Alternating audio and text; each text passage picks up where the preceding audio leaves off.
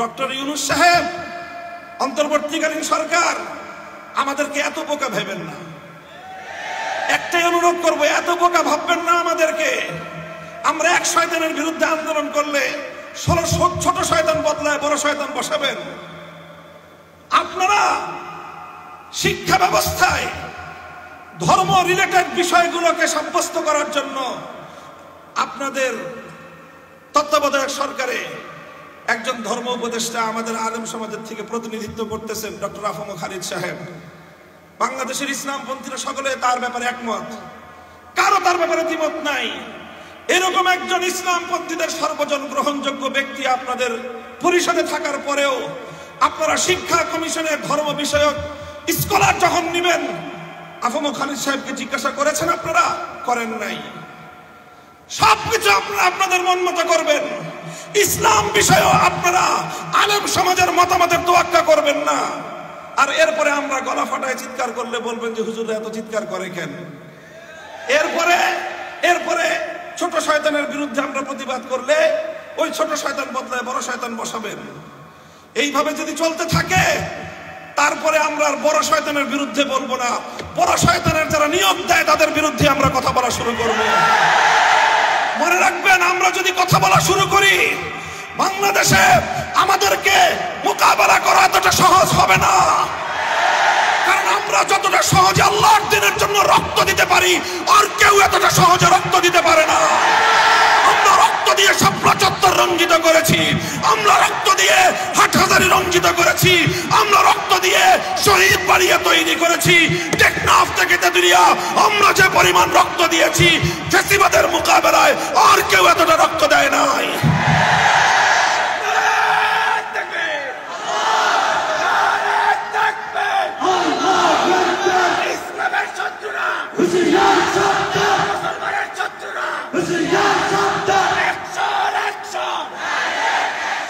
ইসলাম কেন্দ্রিক সমস্যাগুলো সমাধানের জন্য যদি রক্ত দেওয়াই হয় একমাত্র পথ, মনে রাখবেন আমাদের কাছে এত রক্ত আছে, রক্ত নিয়ে আপনাদের পিপাসা নিবারণ হবে না। আমরা বহু রক্ত দিতে পারবো, আপনারা সে রক্ত পান করে শেষ করতে পারবেন না। আমার নবীর ইজ্জত, ইসলামের গৌরব, ইসলামের মর্যাদা আমাদের কাছে এতটাই মূল্যবান, আমি এবং আমার সন্তানরা সহ আমরা রক্ত দিতে প্রস্তুত, ইসলামের প্রশ্নে আপোষ করতে প্রস্তুত না।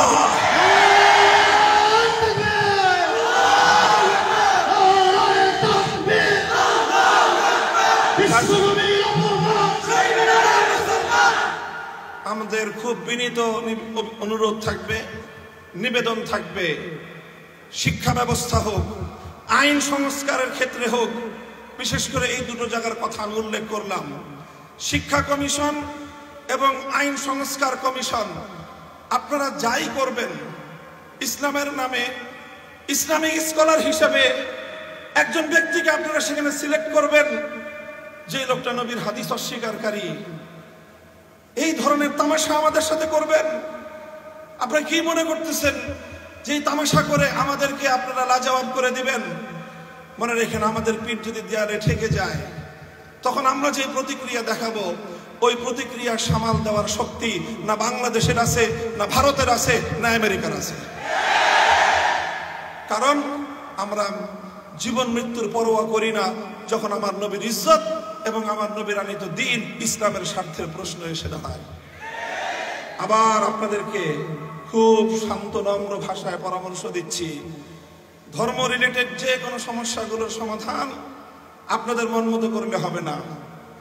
আপনাদের মাঝে আমাদের প্রতিনিধি আফম খালিদ হোসেন সাহেব আছেন, ওনার কাছ থেকে প্রত্যেকটি ধর্মীয় বিষয়ে পরামর্শ নিয়ে আলেম সমাজ রয়েছে, হেফাজতে ইসলাম রয়েছে, অন্যান্য ইসলামিক মহলগুলো রয়েছে, তাদের কাছ থেকে জিজ্ঞাসা করেন। আহলে হাদিসরা আছেন, এদেশে সুন্নিরা আছেন, দেওবন্দিরা আছেন, আমরা সকলেই ইসলামের মৌলিক প্রশ্নে কিন্তু একমত। এই অজুহাত দেখাতে পারবেন না যে হুজুর এই তো 14 রকম কথা বলে। হাদিস ইনকারের বিষয়ে আমাদের সকলের বক্তব্য এক। আপনারা যে আইনগুলো সংস্কার করেছেন সেই আইনগুলো সংস্কারের প্রস্তাবনার বিরুদ্ধে সমস্ত হুজুররা একমত। কাজেই খুব বিনীত অনুরোধ করে বলতেছি, আমরা অনেক দিন ধরে আন্দোলন করে জেল খেটে রক্ত দিয়ে ক্লান্ত, আমাদেরকে খুব তাড়াতাড়ি আবার মাঠে নামতে বাধ্য করেন না। আপনারাও ভালো থাকেন, আমাদেরকেও কিছুদিন বিশ্রাম নিতে দেন। যদি আমাদেরকে বিশ্রাম দিতে আপনাদের খুব খারাপ লাগে, তাহলে ইনশাআল্লাহ শাপলা চত্বরে আমি আপনাদেরকে দাওয়াত দিয়ে রাখবো। করবার কোনো সুযোগ থাকবে না। পুঁজিবাদী দেশগুলোর কর্ণধাররাও মুসলমানদের কাছে জবাবদিহিতার কাঠগড়ায় দাঁড়িয়ে যেতে বাধ্য হবে। এজন্যই তারা রাসূল সাল্লাল্লাহু আলাইহি ওয়াসাল্লামের সিরাতকে মুসলিম সমাজ থেকেও বিদায় করে দেওয়ার সব ধরনের আয়োজন করছে। এই পরিপ্রেক্ষিতে আমাদের ঐতিহাসিক দায়িত্ব এবং কর্তব্য এসে দাঁড়ায় যে আমরাও তারা যেটা চাচ্ছে তাদের প্রতি কোনো ধরনের ভয় ভীতি আমাদের অন্তরের মধ্যে রাখা চলবে না। পশ্চিমা সভ্যতা, ইউরোপ এবং আমেরিকার যে ভীতি এবং তাদের যে রব, তাদের প্রতি যে একটি আমাদের অন্তরের মধ্যে একটি হীনমন্যতা রয়েছে, মুসলিম জাতিকে আজকে এই হীনমন্যতা থেকে বেরিয়ে আসতে হবে। তাকিয়ে দেখো, আমাদেরকে অনেকে বলে যে আপনাদের কাছে আজকের আধুনিক এই পৃথিবীতে আপনাদের কাছে বাস্তবায়ন করার মতো কি অর্থ ব্যবস্থা আছে? এতদিন পর্যন্ত আমরা তাত্ত্বিক কথা বলতাম, এখন বলবো তাকায় দেখো, ইমারতে ইসলামিয়া মোল্লারা পরিচালনা করছে, দেওবন্দি উলামায়ে কেরাম পরিচালনা করছে।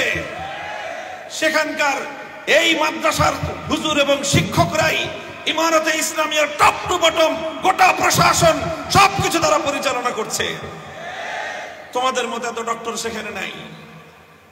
তাকায় দেখো আজকে তোমার বাংলাদেশের, আমি ডক্টর ইউনূস সাহেবকে অ্যাড্রেস করে বলি, আপনার বাংলাদেশের অর্থনীতির গতি দেখেন, প্রবৃদ্ধির তুলনা করেন ইমারতে ইসলামিয়ার অর্থ ব্যবস্থার সঙ্গে, মাথা হেট হয়ে আসবে, লজ্জায় মাথা নিচু হয়ে আসবে আপনাদের। আজ ইমারতে ইসলামিয়া সারা পৃথিবীতে অর্থনৈতিক প্রবৃদ্ধির রোল মডেল হিসেবে সারা দুনিয়ার সামনে আদর্শ স্থাপন করেছে, এবং এটা হয়েছে শুধুমাত্র মুহাম্মদ আরবি সাল্লাল্লাহু আলাইহি ওয়াসাল্লাম প্রণীত অর্থনীতির নীতিগুলো অনুসরণ করার বদৌলতে। এবং এটা সম্ভব হয়েছে মোল্লাদের মাধ্যমেই, আলেম সমাজের মাধ্যমেই, যারা মাদ্রাসা পড়ুয়া তাদের মাধ্যমেই। হীনমন্যতার কোনো কারণ নাই। সেই দিন আসছে, সেই দিন আসছে, এই যে ভারত আমার নবীকে নিয়ে দুদিন পর পর ইজ্জত নিয়ে নবীর উপরে কটাক্ষ করে তারা যে আগুন নিয়ে খেলছে, যে আগুন নিয়ে খেলছে, এই নূপুর শর্মার এই অপকর্ম শেষ হওয়ার আগেই রামজি মহারাজ এবং নীতিশ নারায়ণ রানে তারা এভাবে একের পর এক আল্লাহর নবীকে কটাক্ষ করে আসলে মূলত তারা ভারতবর্ষ জুড়ে যুদ্ধের দামামা বাজাতে চায়। ওরা আমাদেরকে উস্কানি দিচ্ছে, যদি মুসলমান তোমরা তোমাদের নবীকে ভালোবেসে থাকো তাহলে আসো, তোমাদের সঙ্গে আমরা যুদ্ধ করব, সংগ্রাম, তোমাদের সঙ্গে আমরা লড়াই করব।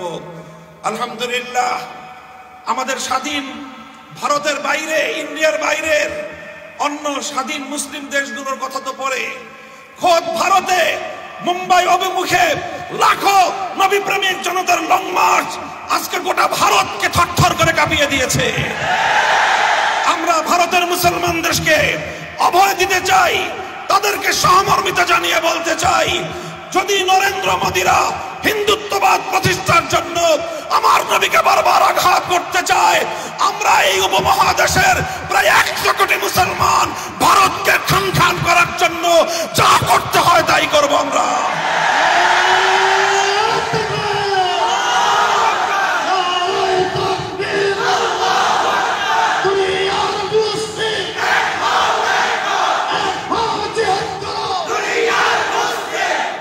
আখেরি কথা, আমাদের অন্তর্বর্তীকালীন সরকারের উপদেষ্টাদেরকে বলি, দেখেন একটা স্মৃতি আমি স্মৃতিচারণ করি অতীতের এক সময়ের। বিরোধী দল আন্দোলন করতেছে, বিরোধী দল একটা ইস্যু নিয়ে আন্দোলন করতেছিল। কি ইস্যু? এই যে এই নির্বাচন কমিশনার, প্রধান নির্বাচন কমিশনারকে আমরা মানি না, নাম ছিল তার আব্দুল আজিজ। আজিজ কমিশন মানি না। সরকার বলল ঠিক আছে, আজিজ কমিশনার মানো না, তাহলে বদলায় দিই আমরা। বদলায় দিল আরেকটা প্রধান নির্বাচন কমিশনের নাম হলো মাহফুজ। ও আসলো যখন বিরোধী দল দেখলো এটা তো আরো বড় তাদের জন্য সমস্যা। যখন সরকারে থাকে তখন বিরোধী দলকে বিরোধী মতের সংগ্রাম এবং আন্দোলনগুলোকে দমন করার জন্য এই ধরনের অপকৌশল অনেকেই আশ্রয় নেয়। যে প্রথম দেয় ছোট শয়তান, ছোট শয়তানের বিরুদ্ধে প্রতিবাদ করলে ঠিক আছে বদলায় দিলাম, বদলায় বসায় বড় শয়তানকে।